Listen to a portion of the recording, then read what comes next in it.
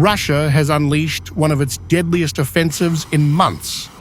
The Defense Ministry claims 6 separate fronts saw heavy action with artillery, drones, and ground forces battering Ukrainian units across Donetsk, Kharkiv, Sumy, Zaporozhye, Dnepropetrovsk, and Kherson.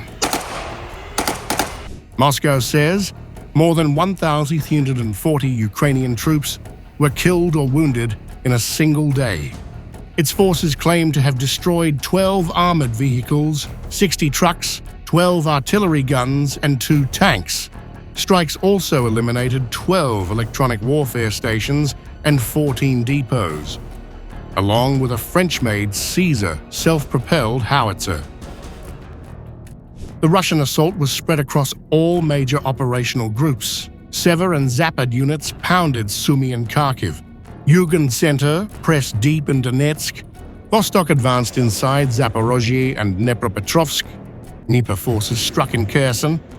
Each group claimed territorial improvements and mounting Ukrainian losses. Beyond the battlefield, Russian airstrikes also targeted Ukraine's energy infrastructure.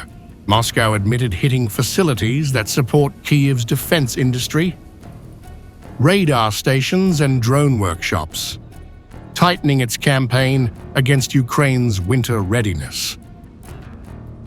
President Volodymyr Zelensky reacted by highlighting resilience, praising frontline brigades, and focusing on drone production and air defense. He warned that Russia is now waging war on Ukraine's power grid ahead of winter. The Russians are now concentrating their strikes against our energy.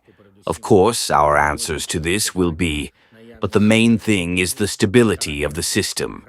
There were reports on the production of drones, the quality of drones, the number indicators. I am grateful to all the producers who increased the supply, including long-range weapons. Moscow, meanwhile, dismissed Western sanctions and insisted the war will continue until its goals are met. Kremlin spokesman Dmitry Peskov said sanctions have had no effect and hailed US President Donald Trump's peace efforts while blaming Ukraine and Europe for blocking diplomacy. These unprecedented sanctions that have been imposed against our country in the past 4 years have had no effect. They turned out to be absolutely useless when it comes to exerting pressure on Russia. Russia is gradually pursuing the goals set. As Russia claims sweeping battlefield gains and Ukraine braces for a harsh winter, the war now enters a phase of attrition.